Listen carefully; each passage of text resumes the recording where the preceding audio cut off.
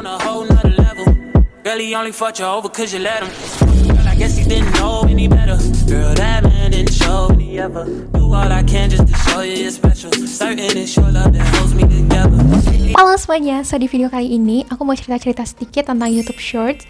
Aku mau kasih beberapa tips and tricks, nggak tips and tricks sih, tapi lebih ke pengalaman aku based on my experience. Bahasanya paling bener sharing-sharing sih tentang YouTube Shorts. So ya, langsung aja kita mulai ke videonya. First of all, aku mau congratulate buat teman-teman yang udah dimonetize nih YouTube Shorts-nya. Karena mulai 1 Februari 2023, YouTube Shorts sekarang udah bisa dimonetize. Kalau sebelumnya kan YouTube Shorts itu nggak bisa, sekarang udah bisa. Karena kalau biasa di YouTube itu, kalau kita mau monetize, itu kan persyaratannya itu 1000 subscriber, terus 4000 jam tayang selama 12 bulan terakhir atau 1 tahun. Kalau untuk YouTube Shorts itu tetap 1000 subscriber juga, cuman 10 juta penayangan yang valid selama 90 hari terakhir atau sekitaran 3 bulan. Percayalah teman-teman, YouTube Shorts itu sekarang bisa sampai senaik itu, bahkan kayak satu video bisa sampai ratusan ribu, bahkan sampai ber-mm. Jadi memungkinkan kok sebenarnya, walaupun 90 hari terakhir gitu kan. Puji Tuhan ya, YouTube Shorts aku udah bisa dimonetize. Awalnya tuh aku nggak tahu gitu kan, aku cuman tahu dia bakal dimonetize, tapi aku nggak tahu kapan channel aku bisa dimonetize untuk YouTube Shorts-nya. Karena kan aku juga jarang upload YouTube Shorts kan, baru akhir-akhir ini kalau kalian lihat di video aku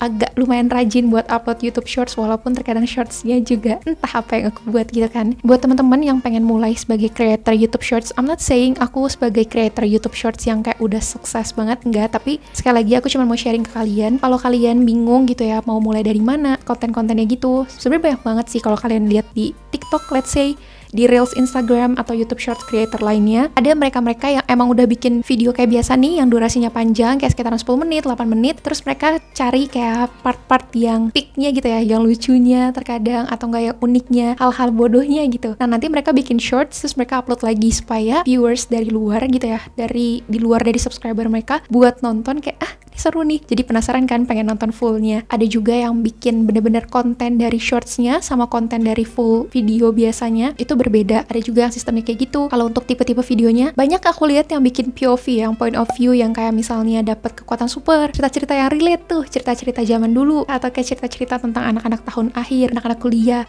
atau enggak yang udah nikah, terus dibanding-bandingin, ada berita-berita apa. Banyak banget kan yang jangan bandingin aku sama Nikita Willy, sama Ryanza, pokoknya banyak banget. Ada juga yang POV kayak gitu, konten-konten yang mukbang, yang make up, beauty review, tapi yang dibuat shorts-nya juga ada. Bahkan ada juga yang bikin kayak a day in my life yang simply kayak vlog, tapi lewat dari HP, itu banyak banget kan. Dari Reels itu banyak, YouTube Shorts juga banyak, TikTok apalagi gitu kan, berjuta-juta creator. Jadi aku rasa harusnya ya, kalau kalian yang bener-bener niat pengen jadi creator YouTube Shorts, nggak sampai mati ide sih menurut aku. Apalagi sekarang banyak banget hal-hal lucu gitu kan, kayak mereka-mereka yang mau komedi, kayak stand up comedy, itu juga ada yang bikin jokes-jokes atau nggak yang bikin quotes. Tapi aku nggak saranin kalian untuk ngambil dari video orang terus kalian potong. Soalnya setahu aku, kalau misalnya kayak kalian kebanyakan ngambil video yang di crop punya orang, terus nanti kena copyright, itu bakalan susah buat dimonetize channelnya. Kalau aku tuh biasanya ada beberapa video, let's say dari 5 video, aku ada 2 video pasti yang copyright, yang lagunya copyright, yang kayak lagu lagi hype banget lah sekarang. Ya kayak misalnya di Korea ada OMG-nya si New Jeans, gitu, misalnya liku, nah gitu-gitu.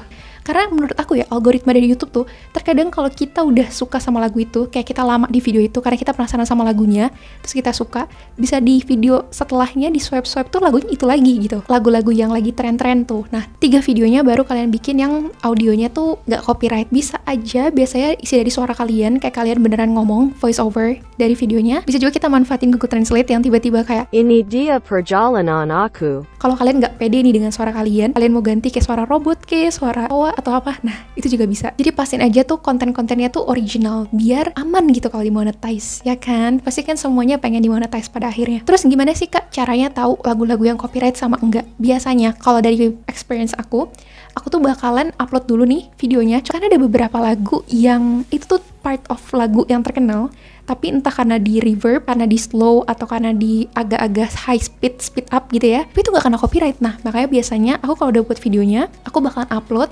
seperti biasa ya, aku unlist ataupun aku private. Nanti aku lihat tuh pas dimonetize, dia tuh publiknya ada yang copyright claim, partially ataupun copyright, pokoknya udah judulnya copyright, itu biasanya nggak aku lanjutin. Kalau emang niat aku nggak mau aku lanjutin ya. Tapi kadang-kadang kan kan ada beberapa konten yang aku emang butuh sound itu gitu. Ada cerita-cerita apa gitu ya kalau kita nggak pernah coba. Nah pasti kan lagunya If We Never Try. Walaupun di model-modelin gimana gitu, yang terkenal pasti If We Never Try-nya yang itu kan emang harus copyright gitu kan, nggak apa-apa gitu. Pokoknya tetap ada konten itu. Terus baru deh nanti pakai beberapa konten-konten yang nggak copyright. Nah contohnya kayak lagu ini, lagu kayak gini juga nggak copyright gitu. Aku cari referensi lagu-lagu tuh biasanya dari TikTok. Aku nggak terlalu lihat videonya, tapi aku save-in tuh lagu-lagunya yang kira-kira menarik. Dan sekarang udah banyak banget website kalau misalnya kita mau download dari TikTok Reels, dari YouTube Shorts yang ada lagu-lagunya. Kita ambil MP3-nya terus nanti tinggal kita edit, itu banyak banget. Apalagi sekarang udah banyak kayak gratis template juga ada, sound-sound yang lagi trendy, DJ siapa gitu. Nah itu bisa dipakai. Apalagi sekarang tuh lagu jedak-jeduk juga lagi viral banget. Lagu yang sedih bisa dibuat remix jadi joget-joget. Walaupun baik lagi ya, kalian gak harus joget-joget, pakai aja soundnya. Siapa tahu video kalian FYP. Yes. Walaupun channelnya baru, tapi kan tetap bisa lihat kan itu copyright atau enggak lagunya. Jadi sebenarnya itu membantu buat dicek dulu. Walaupun di TikTok itu lagunya udah kayak agak jauh nih dari lagu aslinya, tapi bisa tiba-tiba di YouTube Shorts itu copyright. Nah makanya emang harus trial and error buat ngecek-ngecek. Biasanya kerjaan aku kayak gitu, ngupload dulu, terus lihat nih aman atau enggak, baru aku lanjutin. Dan itu juga terjadi sama aku kalau aku bikin video yang durasinya panjang, yang bukan YouTube Shorts, yang kayak video biasa.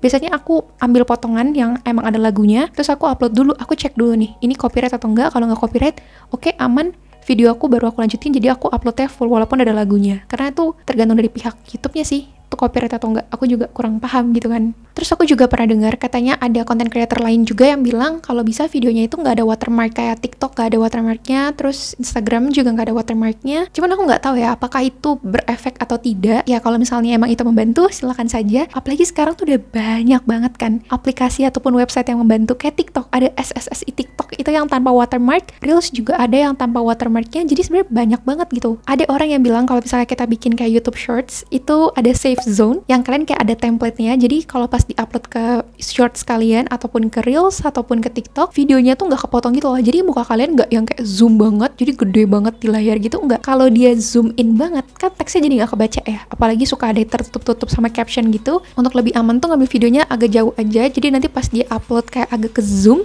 itu masih aman video kalian, nyaman gitu kan. Dan kalau ada informasi-informasi apapun kebaca. Apalagi tuh kalau misalnya di YouTube ya, YouTube Shorts menurut aku tuh bagian bawah kan suka tertutup sama caption. Jadi kalau kalian yang mau bikin teks or subtitle atau apapun, better di bagian atas sih biar masih kebaca gitu. Dan kalau bisa jangan yang sampai full ke layar kalian, karena kalau di-upload suka agak nge-zoom. Itu based on personal experience aku ya. Jadi mukanya tetap kelihatan proporsional, terus juga ditonton kan juga jadi lebih nyaman gitu kan. Dan kebaca semua info-infonya. Kalau TikTok kan udah lama ya, Reels, Instagram juga udah lama. Nah YouTube Shorts itu masih terbilang baru. Jadi kalau kita yang bikin konten-konten tuh masih dibantu sama algoritma dari YouTube. Jadi kemungkinan video-video kita tuh masih ke up gitu. Menurut aku orang-orang sekarang tuh lebih suka nonton shorts sih. Kenapa? Karena dengan durasi kurang dari 60 detik kalian udah bisa dapetin informasi yang sekiranya kalian butuhkan gitu kan. Walaupun terkadang ada content creator yang di part 2 yang harus nunggu-nunggu part selanjutnya. Tapi entah ya, mungkin ada satisfaction-nya sendiri gitu ya, ada kesenangannya tersendiri ketika bisa scrolling.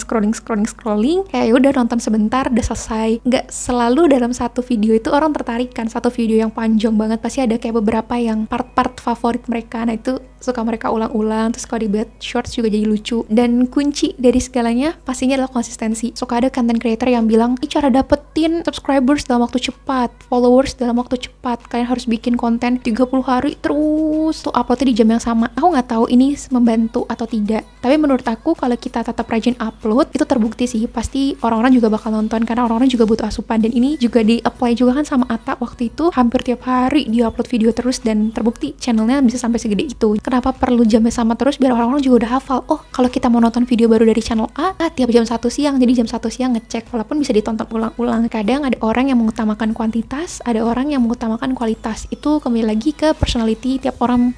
Karena itu beda-beda. Ada orang yang gak apa-apa dia aku upload seminggu sekali, tapi sekali upload tuh kualitasnya bagus banget. Tapi ada juga gak deh, aku tetap mau upload tiap hari walaupun videonya itu ya udah asal aja tag, yang penting ada tiap hari. Nah, tergantung orang-orangnya. Aku gak akan mengejudge kalian-kalian karena itu ke preference masing-masing, senyamannya gimana. And once again, aku mau mengucapkan congratulations buat teman-teman yang udah bisa apply buat monetize si YouTube Shorts ini. Buat teman-teman yang masih berjuang, semoga dikasih kelancaran, semoga tetap semangat juga bikin kontennya, semangat berkarya juga walaupun terkadang suka ngestak ide-idenya, itu wajar banget, beneran deh, namanya ide terkadang suka ngestak, terus ada kejar-kejaran juga dengan deadline. Semangat aja, nikmatin aja, pasti semuanya akan berbuah manis. Dan aku sangat salut banget buat teman-teman yang bisa bikin video dari durasi panjang tiba-tiba dipadetin tuh jadi 60 detik, karena aku udah pernah nyoba itu dan memang terlihatnya mudah, tapi tidak saat edit. Karena aku juga nggak jago ngedit, aku nggak bilang channel aku udah besar, aku nggak bilang kayak aku sih paling tahu segalanya, tidak. Sekali lagi aku cuman mau sharing, semoga tips dari aku bisa membantu, bisa bermanfaat juga. Komen-komen kalian selalu aku baca, terima kasih walaupun aku nggak bisa balas satu persatu, tapi aku mau terima kasih buat kalian yang selalu senantiasa nontonin, give positive feedbacks. Aku juga pasti akan semangatin kalian juga yang lagi berjuang untuk dimonetize channelnya, either itu YouTube Shorts ataupun channel YouTube biasa. Untuk dapetin 1000 subscriber, it's not easy at all. Itu nggak mudah sama sekali. Aku juga waktu awal ngerintis itu susah banget, apalagi kita bukan dari kalangan artis atau selebgram, influencer yang udah punya followers gitu ya, yang bener-bener masih merintis banget. Aku tahu betapa itu susahnya, tapi percaya proses nggak akan mengkhianati hasil. So ya, jadi segitu aja video aku hari ini. Thank you so much guys for watching. Semoga bermanfaat sekali lagi, semoga membantu kalian. I'll see you guys on the next video. Bye!